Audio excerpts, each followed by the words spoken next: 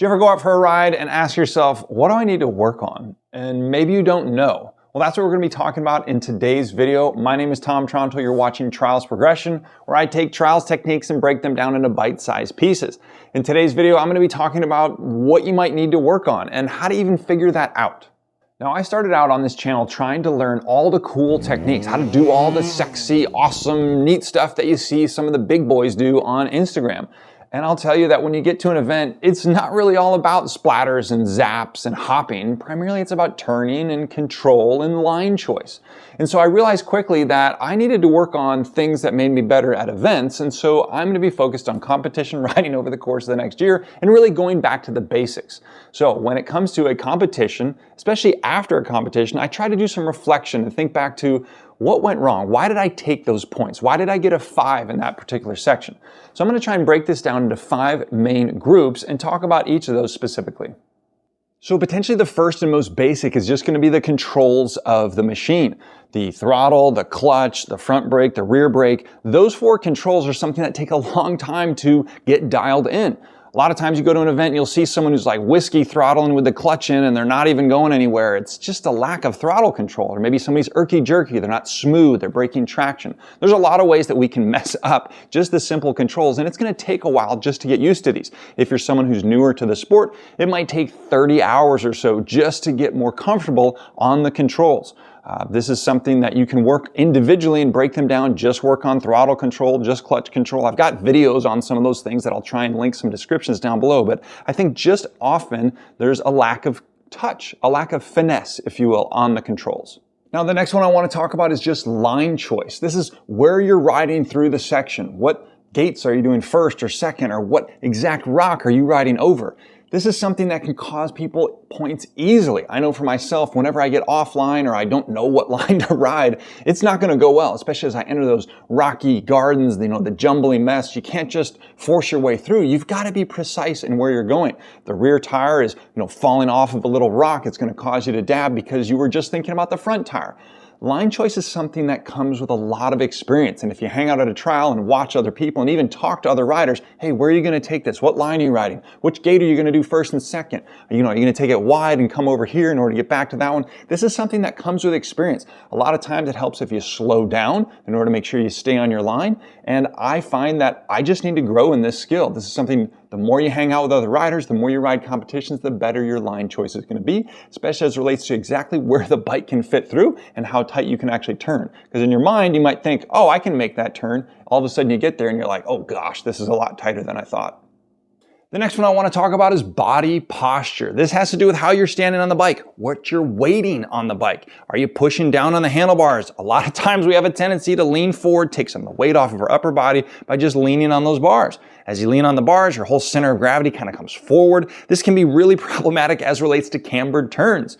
If you're putting too much weight forward because you don't want to loop out, but you're putting it on the bars and leaning forward with your head, it's going to mess up the turns. It's going to keep you from getting traction on that rear tire. We want to be dipping those knees forward and sinking our center of gravity down, and it's still forward, but that way as we're riding up a hill, we've got weight on our feet, which is where we want them anyway. That's what the pegs are designed for, to hold our body up.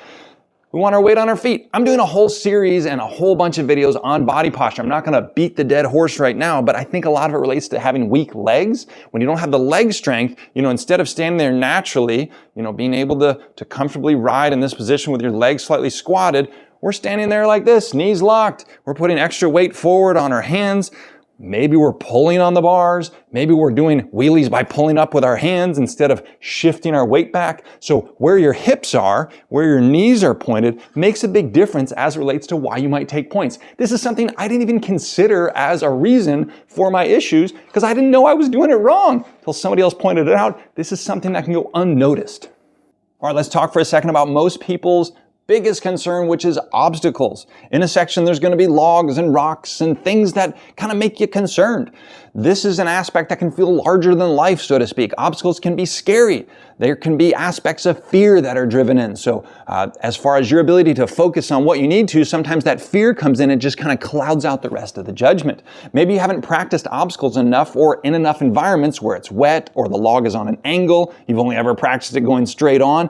But obstacle riding is something that can definitely definitely cause you to take a lot of points. It's usually the cause for a lot of 5s, and especially when you don't give it enough gas. So I think about a lot of rocks and things that I've struggled to get up. It's usually because I just didn't give it enough gas to get up to the top. I was nervous, I was a little scared, I was tentative. I knew I was gonna put my foot down, so I didn't give it the gusto.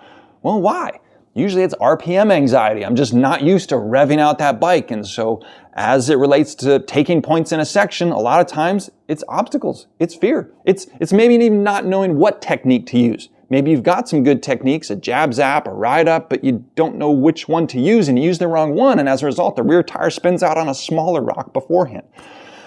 Technique is something that takes a long time to get good at. I spend a ton of time at it. I don't usually take as many points on obstacles unless it's a big obstacle and then I just don't give it enough gas. That's just for me. I'm not sure what it is that you need to work on, but let's hit up the last one next. Okay, the last one I want to talk about is focus, your ability to concentrate. Now this has a lot of, I took a dab, it was just a silly mistake. Or I lost concentration for a moment. Or maybe I was concentrating on the obstacle and thinking about that, and so I just screwed up the turn, or I lost traction with the rear. Focus is just simply the ability to concentrate on the right thing at the right time. A lot of times we might even be thinking about the last section. Sometimes that negative emotional drama just stays with us. You're mad because you took a point, so you bring that energy into the next section. You've got to find a way to clear that mechanism, to be able to concentrate just on what matters right now. Usually that's the ride, the line choice, all the little things, and not necessarily the score. I can't tell you how much it hurts when you're thinking about trying to win the event or what your total score is or how somebody else is riding.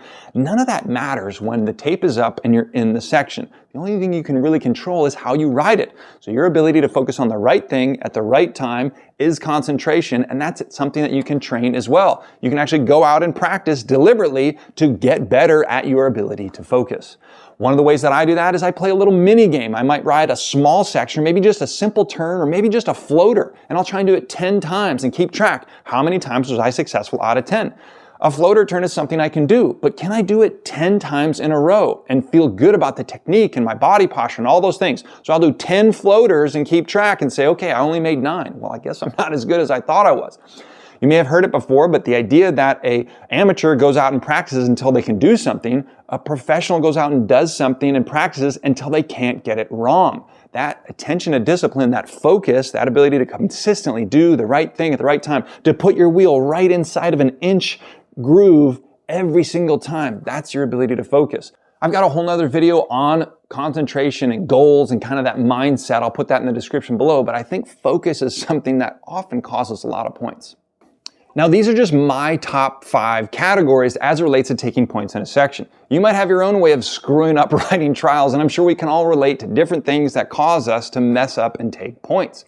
These are broken down for me into things that I want to work on, things that I want to drill in the off season. Right now, I'm kind of going back to basics. This is the beta project, and I'm on a beta, and so that's kind of why I called it that, but I'm going to be focused primarily on my hips and my line choice. My body posture is something that I know needs work, especially being tall and not having as much leg strength. So I'm putting together a series specifically on body posture on the bike. And so there's going to be more videos to come as it relates to that. But I wanted to give you guys some food for thought. When you go out to practice, when you go out to train, what are you working on? And maybe it's one of these 5 groups. And then spend some time drilling just that specific thing. I've got some drills that are on the website for warm-ups. You guys can get more insight as it relates to riding trials and things to focus on at the website trialsprogression.com. I appreciate you guys watching. If you don't mind, give me a thumbs up. That pushes the content out to more people who like riding trials. That's one of the best ways that this channel can grow and other people can find it, is if you simply hit that like button. Comment down below if you'd like to. Thanks for watching, and I'll see you in the next video.